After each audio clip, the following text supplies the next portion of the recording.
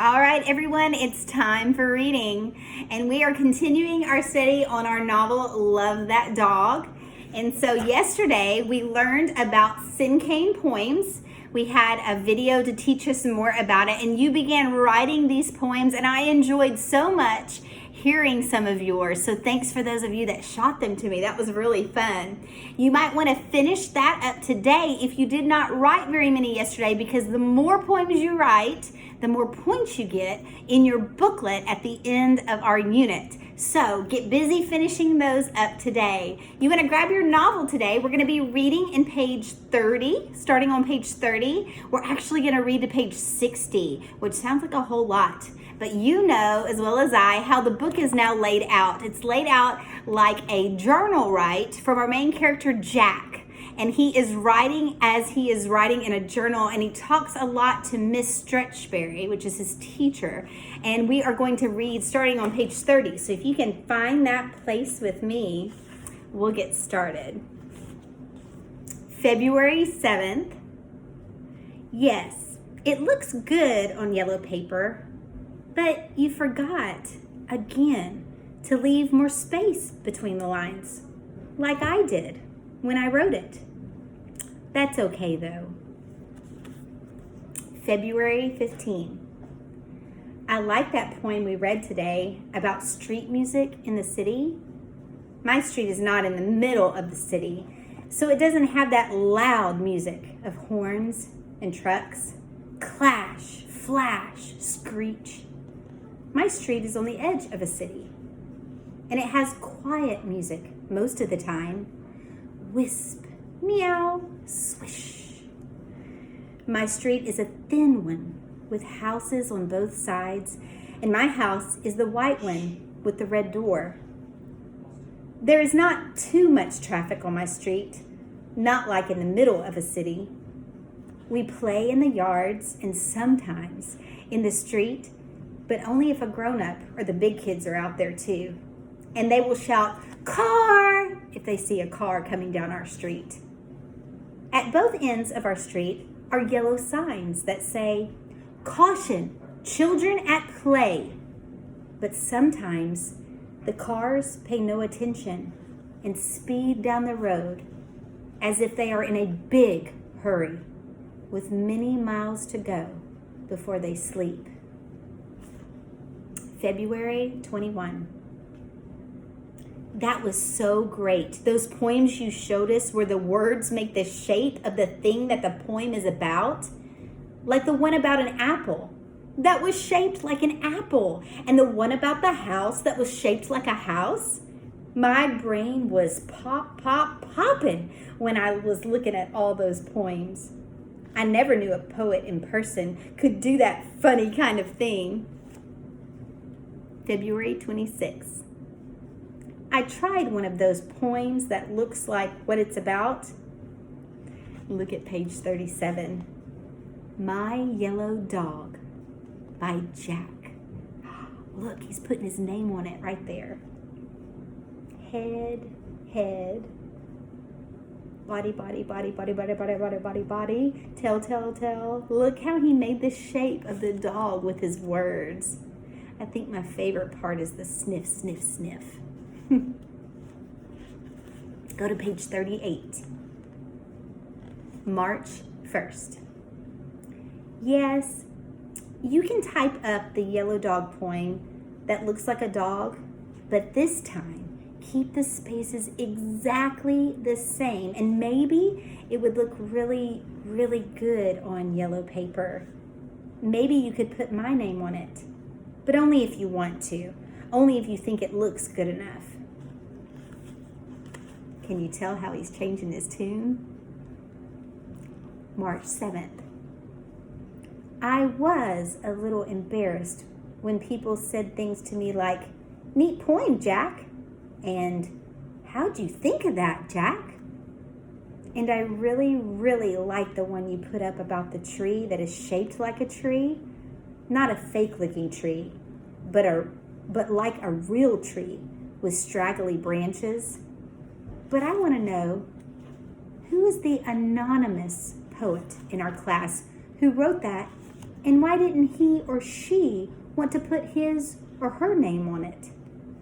Was it like me when I didn't think my words were poems? Maybe you will tell the anonymous tree poet that his or her tree poem is really a poem. Really, really, and a good poem too. March 14th. That was the best poem you read yesterday by Mr. Walter Dean Myers. The best poem ever. I am sorry I took the book home without asking. I only got one spot on it. That's why the page is torn. I tried to get the spot out. I copied that best poem and hung it on my bedroom wall right over my bed where I can see it when I'm lying down. Maybe you could copy it too and hang it on the wall in our class where we can see it when we're sitting at our desks and doing stuff. I sure liked that poem by Mr. Walter Dean Myers called Love That Boy because of two reasons I liked it. One is because my dad calls me in the morning just like that. He calls, "Hey there, son!" And also because when I had a yellow dog, I loved that dog, and I would call him like this. I'd say, "Hey there, Sky." His name was Sky. Can you believe it? At first, Jack didn't want to talk about his dog at all. Jack didn't like poetry at all. And now he loves this poem by Mr. Walter Dean Myers. And he's talking about his dog. He even told us his dog's name. March 22nd.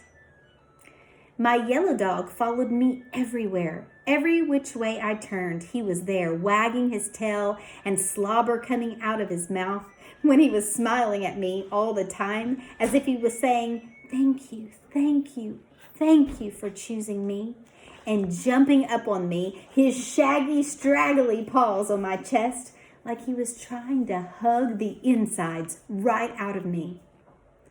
And when as kids were playing outside, kicking the ball, he'd chase after it and push it with his nose. Push, push, push, and getting slobber all over the ball. But no one cared because he was such a funny dog, that dog Sky, that straggly, furry, smiling dog Sky. And I'd call him every morning, every evening. "Hey there, Sky." March 27. Yes, you can type up what I wrote about my dog Sky, but don't type up that other secret one I wrote. The one all folded up in the envelope with tape on it. That one uses too many of Mr. Walter Dean Myers' words, and maybe Mr. Walter Dean Myers would get mad about that. Page 50, April 4th. I was very glad to hear that Mr. Walter Dean Myers was not the sort of person who would get mad at a boy for using some of his words. And thank you for typing up my secret poem, the one that uses so many of Mr. Walter Dean Myers' words. And I like what you put at the top, inspired by Walter Dean Myers. That sounds good to my ears. Now no one will think I just copied because I couldn't think of my own words. They will know I was inspired by Mr. Walter Dean Myers. But don't put it on the board yet, okay? Is Mr. Walter Dean Myers a live person? And if he is, do you think he could ever come to our city, to our school, to our class? And if he did, we should hide my poems with his words. Hide it real good, just in case he would get mad about it. April 9. No. I can't do it. You should do it. You're a teacher. April 12th. I don't agree that Mr. Walter Dean Myers might like to hear from a boy who likes his poems. I think Mr. Walter Dean Myers would like to hear from a teacher who uses big words and knows how to spell and to type. April 17.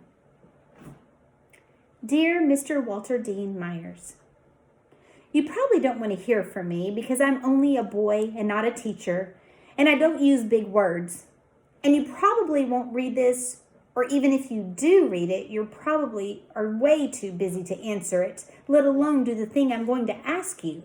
And I want you to know that's okay, because our teacher says writers are very, very, very, very busy trying to write their words. And the phone is ringing, and the fax is going, and the bills need paying, and sometimes they get sick. I hope you're not sick, Mr. Walter Dean Myers. Or their family gets sick, or their electricity goes off, or the car needs fixing, or they have to go to the grocery store, or do the laundry, or clean up messes. I don't know how you find the time to write your words if you have to do all that stuff. And maybe you should get a helper. So what I'm asking you is this.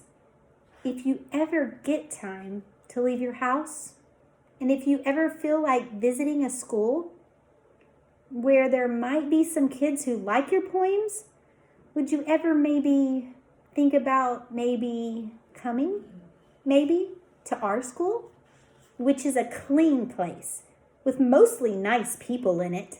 And I think our teacher, Miss Stretchberry, would maybe even make brownies for you because she sometimes makes them for us. I hope I haven't too much stopped you from doing your writing of words and fixing your car and getting groceries and all that stuff just to read this letter, which probably is taking you maybe 15 minutes. And in that time, you could have maybe written a whole new poem, or at least the start of one. And so I am sorry for taking up your time. And I understand if you can't come to our clean school and read some of your poems to us and let us see your face, which I bet is a friendly face. My name is Jack. Bye, Mr. Walter Dean Myers. April 20. Did you mail it? Did he answer yet?